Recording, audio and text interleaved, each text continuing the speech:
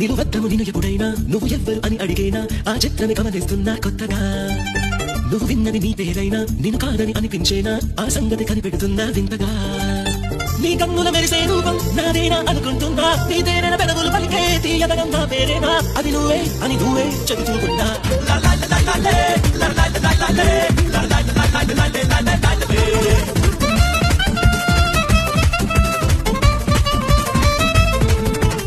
నిలువద్దము నిన్ను ఎప్పుడైనా నువ్వు